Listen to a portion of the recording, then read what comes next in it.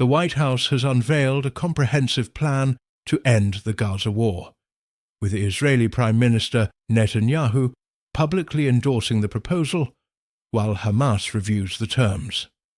This represents a significant diplomatic push, with tight timelines and high stakes for all parties involved, being billed as the last best offer to stop the nearly 2-year conflict.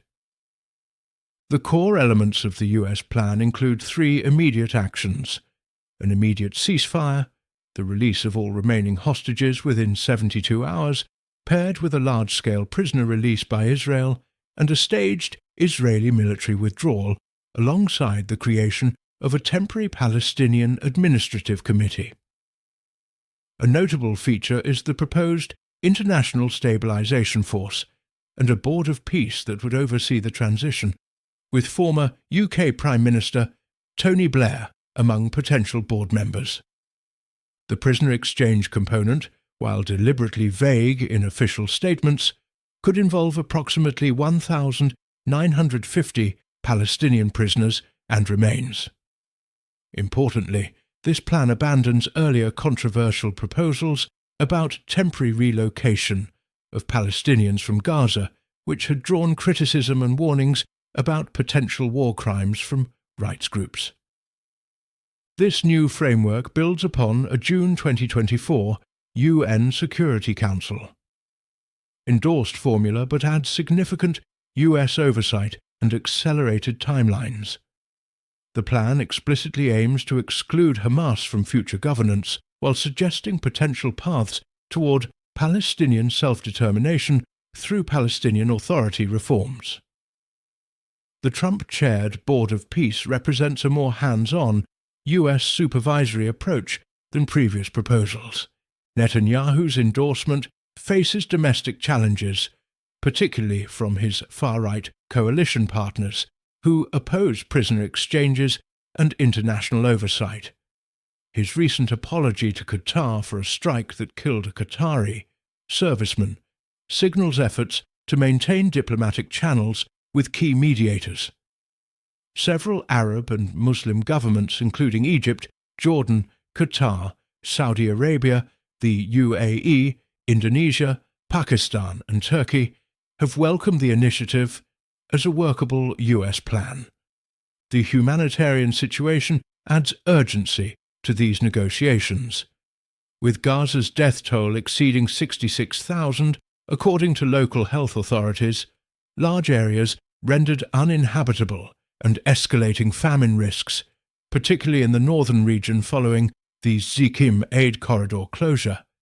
The stakes couldn't be higher.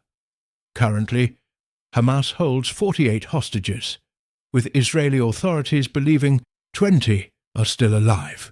Several elements of the plan show promise for success: the defined sequence for hostage and prisoner releases, with automatic pauses, international stabilization with regional support, and provisions for humanitarian aid. However, potential stumbling blocks include the demand for immediate Hamas disarmament, ambiguity about Gaza's final status, and the unprecedented structure of a US-led supervisory body. The proposal maintains delicate political balances within Israel, where public support for a hostage deal conflicts with far-right opposition to concessions. In Gaza, Hamas must weigh survival under international oversight against maintaining its current position. Washington has staked considerable credibility on achieving rapid results, particularly regarding hostage release and governance transition. Recent UN situation updates describe continued displacement orders, strikes near shelters and clinics, and mass movements toward Deir al-Balah and Khan Yunis, areas already facing famine conditions. Any successful plan must address immediate humanitarian access and protection of aid facilities. Critical unknowns remain regarding enforcement mechanisms, civil service administration, and the ultimate political endpoint for Gaza. Without Security Council mandate, the authority of any stabilization force remains unclear. Questions persist about managing former Hamas-run ministries and the lack of clarity on final status issues that could incentivize spoilers.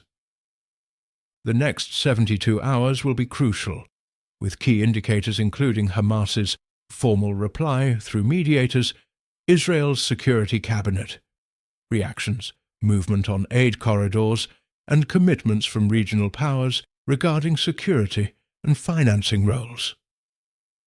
While this represents the most aligned US-Israeli position in months, success depends on immediate humanitarian access and Hamas's willingness to accept terms regarding disarmament and governance transition.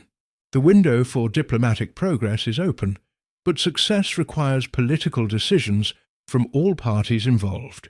Without immediate attention to humanitarian access and clear pathways for implementation, this deal of days risks becoming another missed opportunity in the ongoing conflict.